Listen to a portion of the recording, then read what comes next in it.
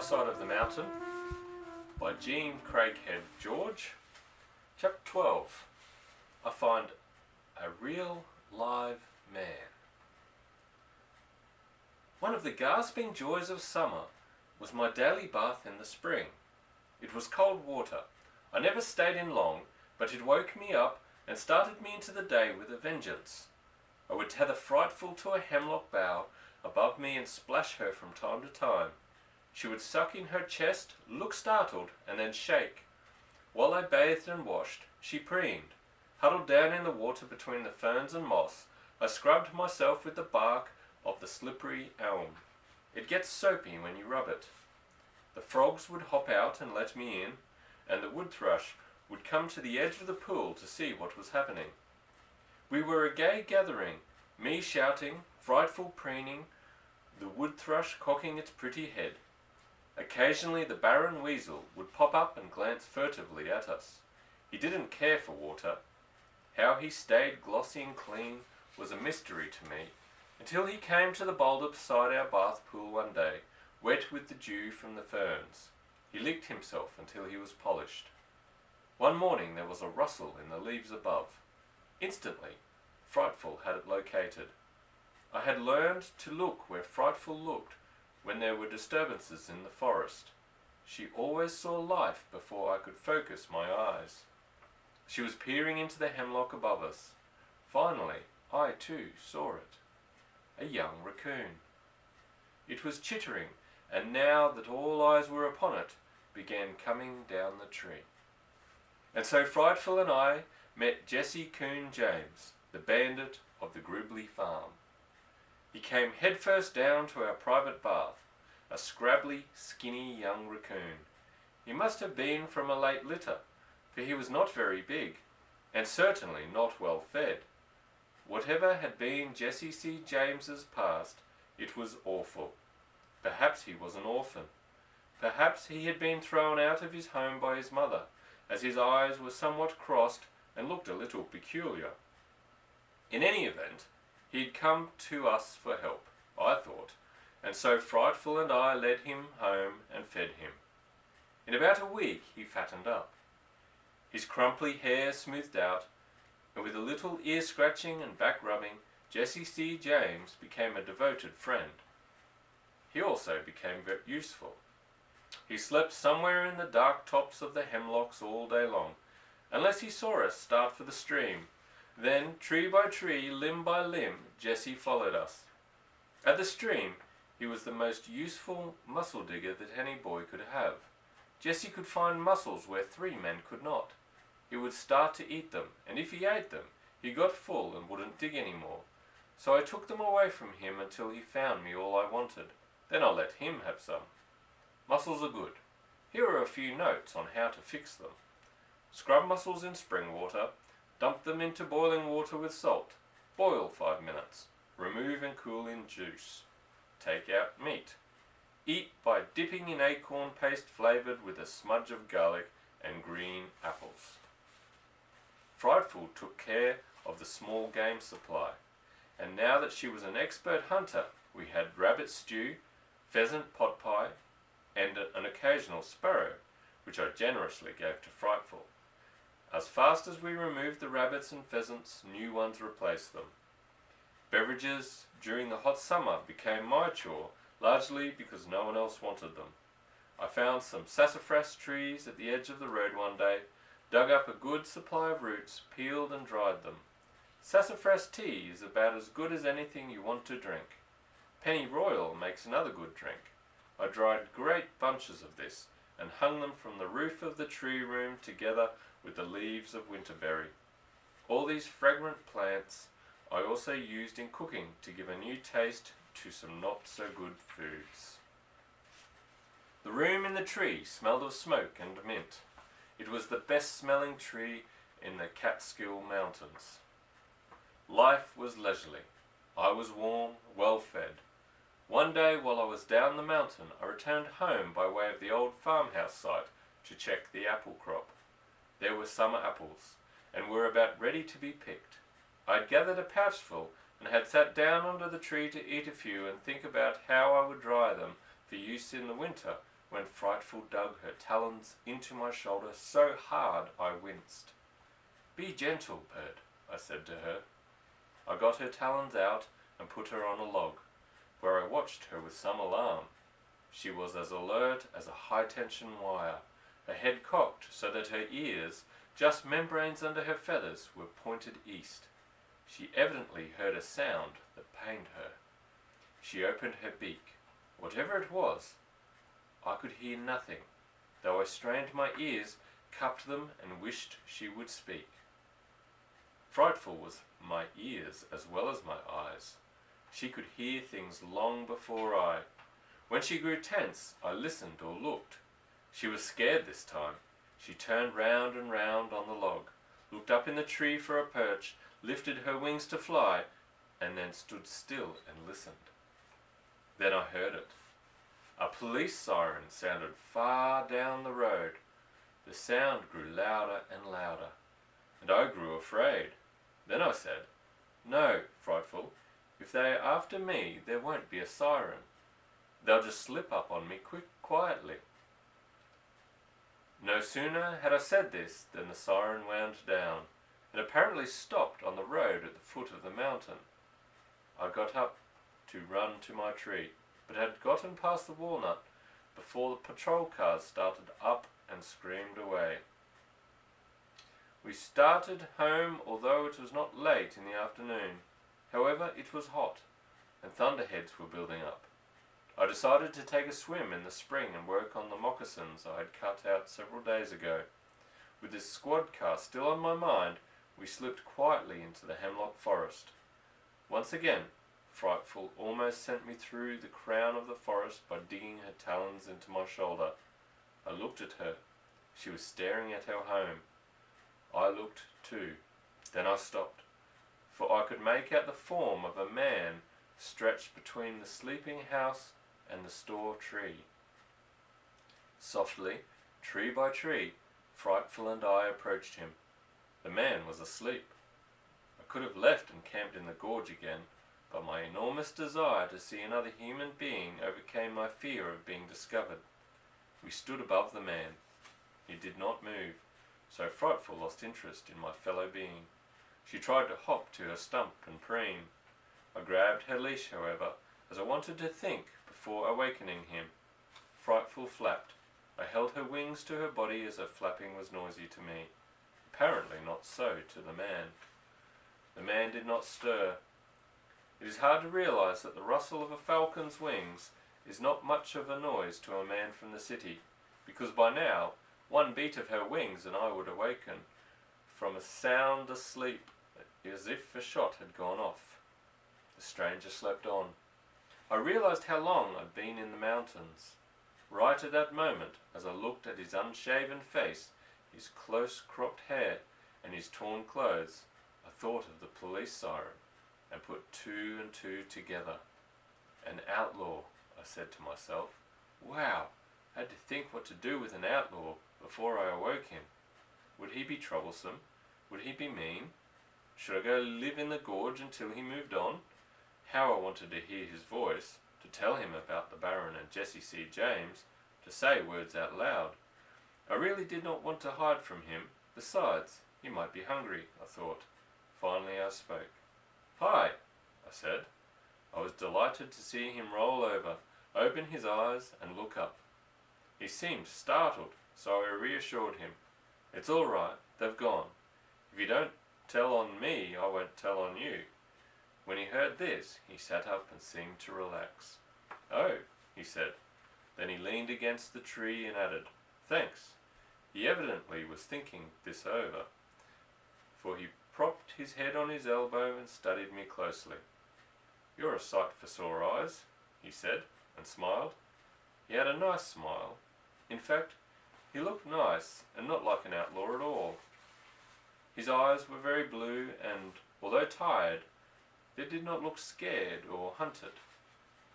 However, I talked quickly before he could get up and run away. "I don't know anything about you, and I don't want to. You don't know anything about me, and don't want to. But you may stay here if you like. No one is going to find you here. Would you like some supper?" It was still early, but he looked hungry. Do you have some? Yes, venison or rabbit? Well, venison. His eyebrows puckered in question marks. I went to work. He rose, turned around and around, and looked at his surroundings. He whistled softly when I kindled a spark with the flint and steel. I was now quite quick at this, and had a tidy fire blazing in a very few minutes. I was so used to myself doing this that it had not occurred to me that it would be interesting to a stranger. Desdemonia, he said. I judged this to be some underworld phrase. At this moment, Frightful, who had been sitting quietly on her stump, began to preen. The outlaw jumped back, then saw she was tired and said, "And who is this ferocious-looking character?" "This is Frightful. Don't be afraid. She's quite wonderful and gentle. She would be glad to catch you a rabbit for supper if you would prefer that to venison." "Am I dreaming?" said the man. "I go to sleep by a campfire that looked like it was built by a Boy Scout, and I awaken in the middle of the 18th century. I crawled into the store tree to get the smoked venison and some cat-tailed tubers. When I came out again, he was speechless. "My storehouse," I explained. "I see," he answered. From that moment on, he did not talk much. He just watched me. I was so busy cooking the best meal that I could possibly get together that I didn't say much either. Later I wrote down that menu, as it was excellent. Brown puffballs in deer fat, with a little wild garlic, fill pot with water, put venison in, boil. Wrap tubers in leaves and stick in coals. Cut up apples and boil in can with dogtooth violet bulbs. Raspberries to finish meal. When the meal was ready, I served it to the man in my nicest turtle shell. I had to whittle him a fork out of the crotch of a twig, as Jesse Coon James had gone off with the others. He ate and ate and ate, and when he was done he said, "May I call you Thoreau?" "That will do nicely," I said. Then I paused, just to let him know that I knew a little bit about him too. I smiled and said, "I will call you Bando." His eyebrows went up. He cocked his head, shrugged his shoulders, and answered, "That's close enough." With this he sat and thought. I felt I had offended him, so I spoke. "I will be glad to help. I will teach you how to live off the land. It is very easy. No one need find you." His eyebrows gathered together again. This was characteristic of Bando when he was concerned, and so I was sorry I had mentioned his past. After all, outlaw or no outlaw, he was an adult, and I still felt unsure of myself around adults. I changed the subject. "Let's get some sleep," I said. "Where do you sleep?" he asked, all this time sitting and talking with me, and he had not seen the entrance to my tree. I was pleased. Then I beckoned, walked a few feet to the left, pushed back the deer-hide door, and showed Bando my secret. "Thoreau," he said, "you are quite wonderful." He went in. I lit the turtle candle for him. He explored, tried the bed, came out and shook his head until I thought it would roll off. We didn't say much more that night. I let him sleep on my bed. His feet hung off, but he was comfortable, he said. I stretched out by the fire. The ground was dry, the night warm, and I could sleep on anything now. I got up early and had breakfast ready when Bando came stumbling out of the tree. We ate crayfish, and he really honestly seemed to like them. It takes a little time to acquire a taste for wild foods, so Bando surprised me the way he liked the menu. Of course he was hungry, and that helped. That day we didn't talk much, just went over the mountain collecting foods. I wanted to dig up the tubers of the Solomon's seal from a big garden of them on the other side of the gorge. We fished, we swam a little, and I told him I hoped to make a raft pretty soon, so I could float into deeper water and perhaps catch bigger fish. When Bando heard this, he took my axe and immediately began to cut young trees for this purpose. I watched him and said, "You must have lived on a farm or something." At that moment, a bird sang. "The wood, Pee-wee," said Bando, stopping his work. He stepped into the woods seeking it. Now I was astonished. "How would you know about a wood Pee-wee in your business?" I grew bold enough to ask. "And just what do you think my business is?" he said as I followed him. Well, you're not a minister, right. And you're not a doctor or lawyer, correct. You're not a businessman or a sailor, no, I am not. Nor do you dig ditches, I do not. Well, guess. Suddenly I wanted to know for sure, so I said it. You are a murderer or a thief or a racketeer, and you are hiding out. Bendo stopped looking for the peewee. He turned and stared at me. At first I was frightened. A bandit might do anything. But he wasn't mad, he was laughing. He had a good deep laugh and it kept coming out of him. I smiled and grinned and laughed with him. What's funny, Bando? I asked. I like that, he finally said. I like that a lot. The tickle deep inside him kept him chuckling. I had no more to say, so I ground my heel in the dirt while I waited for him to get over the fun and explain it all to me. Through, my friend. I am just a college English teacher lost in the Catskills. I came out to hike around the woods, got completely lost yesterday, found your fire and fell asleep beside it. I was hoping the scoutmaster and his troop would be back for supper and help me home. Oh no, my comment. Then I laughed. You see, Bando, before I found you, I heard squad cars screaming up the road. Occasionally you read about bandits that hide out in the forest, and I was just so sure that you were someone they were looking for. We gave up the peewee and went back to the raft making, talking very fast now, and laughing a lot. He was fun. Then something sad occurred to me. Well, if you're not a bandit, you'll have to go home very soon, and there's no point in teaching you how to live on fish and bark and plants. I can stay a little while, he said. This is summer vacation. I must admit, I had not planned to eat crayfish on my vacation, but I'm rather getting to like it. Maybe I can stay until your school opens, he went on. That's after Labor Day, isn't it? I was very still, thinking how to answer that. Bando sensed this. Then he turned to me with a big grin. You really mean you are going to try to winter it out here? I think I can. Well, he sat down, rubbed his forehead in his hands and looked at me. Thoreau, I've led a varied life. Dishwasher, sax player, teacher. To me it has been an interesting life. Just now it seems very dull. He sat a while with his head down, then looked up at the mountains and the rocks and trees. I heard him sigh. Let's go fish. We can finish this another day. That is how I came to know Bando. We became very good friends in the week or 10 days that he stayed with me, and he helped me a lot. We spent several days gathering white oak acorns and groundnuts, harvesting the blueberry crop, and smoking fish. We flew frightful every day just for the pleasure of lying on our backs in the meadow and watching her mastery of the sky. I had lots of meat, so what she caught those days was all hers.